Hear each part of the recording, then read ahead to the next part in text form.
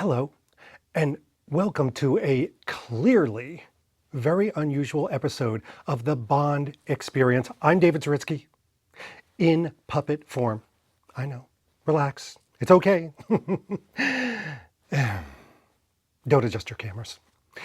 The reason we're like this today is because we have a very special guest. And to honor that guest, we had to puppetize ourselves. It's all about technology, isn't it? So without further ado, excuse the pun. Without further ado, straight from the set of No Time to Die, I give you, ladies and gentlemen, an exclusive interview with Doo-Doo.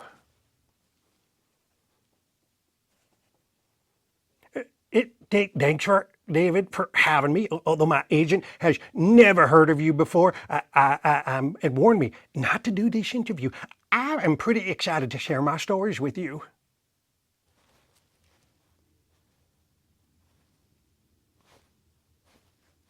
What?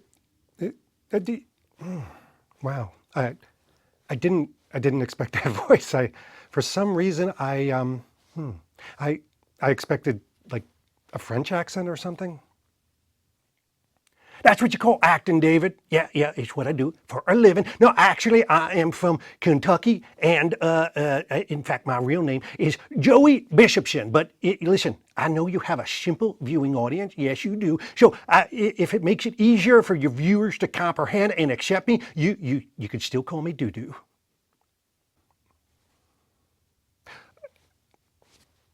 Okay, then. So, all right. So, you know what?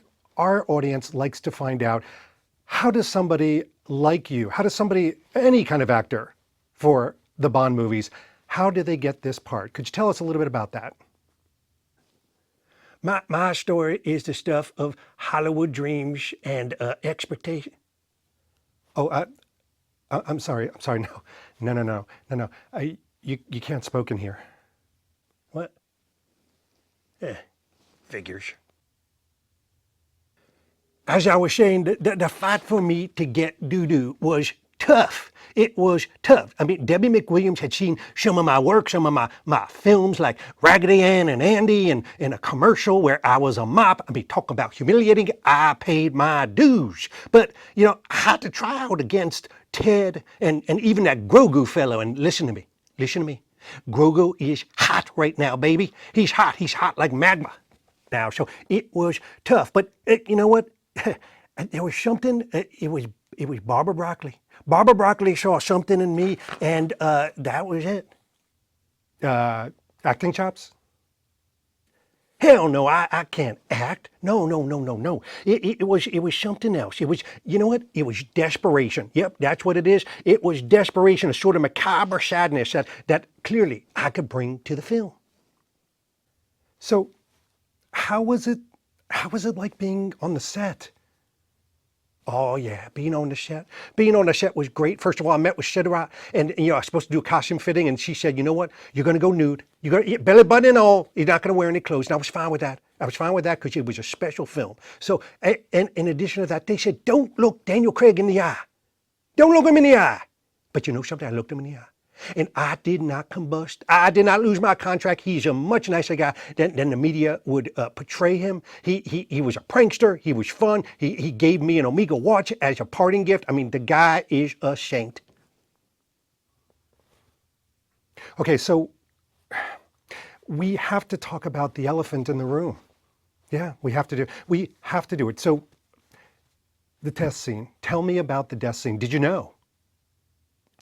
Oh, I didn't know. In fact, I was sitting there at Royal Albert Hall, not with everybody. I was sitting in the mop closet. That's where they usually put me. And I was fine with that. But I peeked around the corner. And I saw something happen. I saw Daniel Craig. I saw James Bond blow up with me in his suspenders. I did not know that. They wouldn't give me a script. They called me loose-lipped Doo-Doo, which I didn't appreciate. Because again, my name's Joey Bishopson. But that didn't matter. It's still a fitting end for Daniel Craig's arc. Okay, so an amazing journey. Amazing. Absolutely amazing. What does the future hold for you? I mean, let's face it. Look at this audience.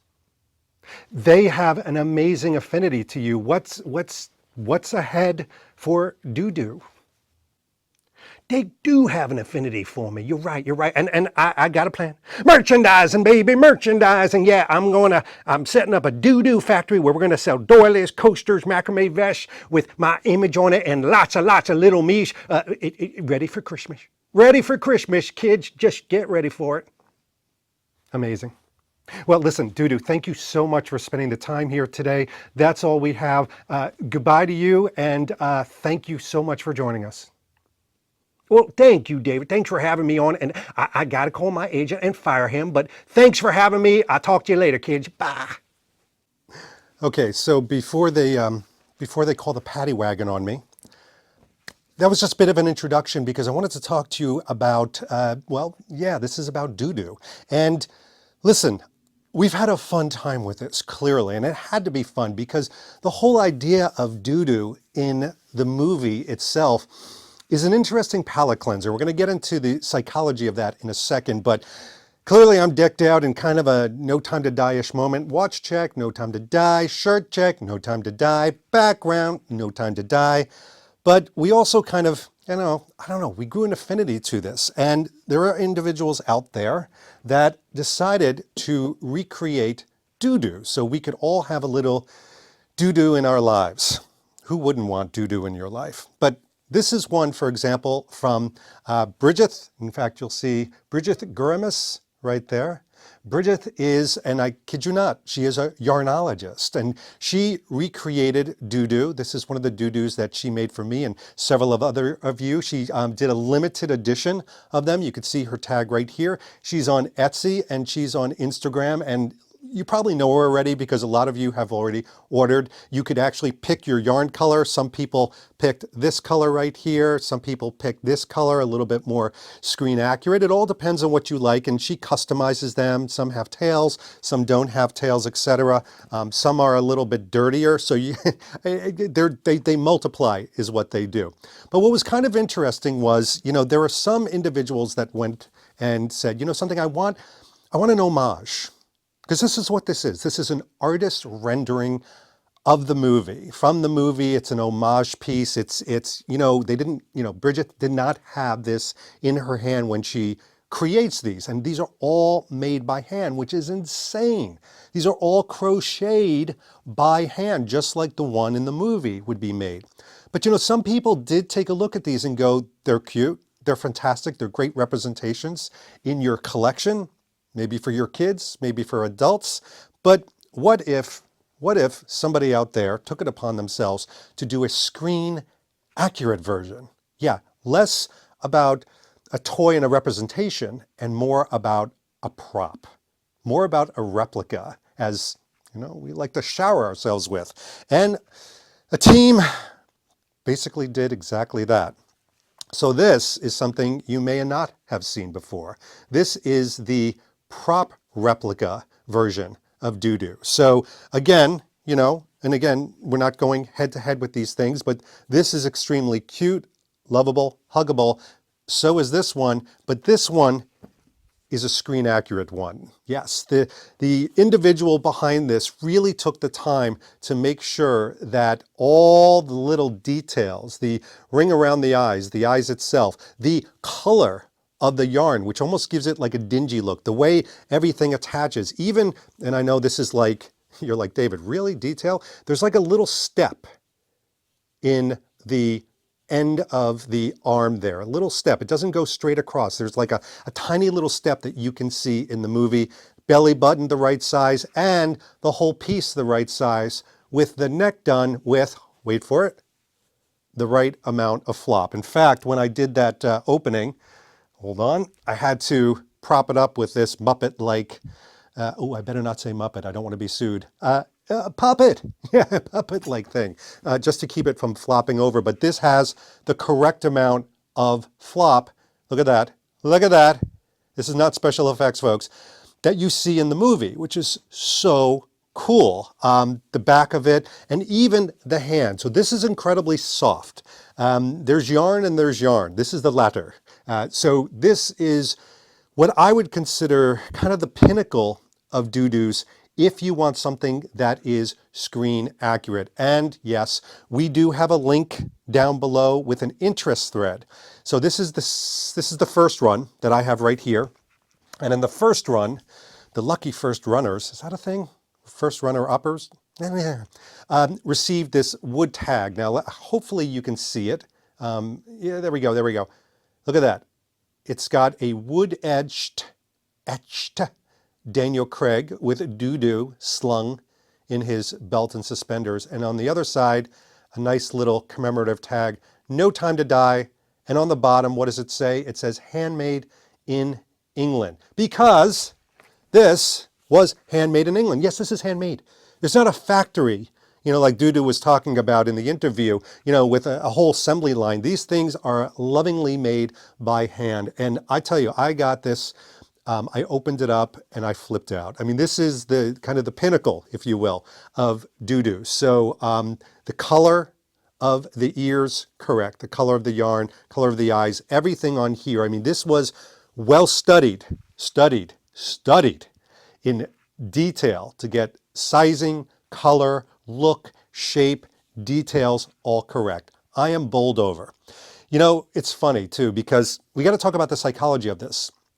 I'm a 54-year-old, it's not lost on me. It's a 54-year-old man holding a stuffed animal, holding a doo-doo, no less, a child's toy. So what is the interest? What's the fascination? I think a lot of it has to do with kind of the fascination of the clown outfit from Octopussy and things like that. Things that are palate cleansers in a very serious type of movie. Now, with No Time to Die, that is a serious James Bond movie, but all of a sudden we have doo-doo, and we've taken it upon ourselves in the Bond community to kind of call out that Daniel Craig's not the only one to lose his life. It was doo-doo as well. And this hearkening cry around this inanimate object, this bunny that kind of follows the journey, if you think about it, from when Mathilde is introduced, even back when Madeline is a child, from the very beginning of the movie to the very end of the movie, this stuffed rabbit is a part of the character journey, part of the character arc. It's ludicrous. I get it. And that's why I think people have gravitated to it. The other thing is, I don't know if you noticed, we tend to collect a lot of things from these movies. Some of them are outrageous. Some of them are very strange. There's a gentleman right now making the smallpox bowl that Waldo has with his chicken soup. But you know something? People are loving it. Why? Because we're completists. We're individuals that love to have these little moments that we've called out in the film. And capturing this right here, something that's screen use, is capturing that moment. It's a piece of nostalgia.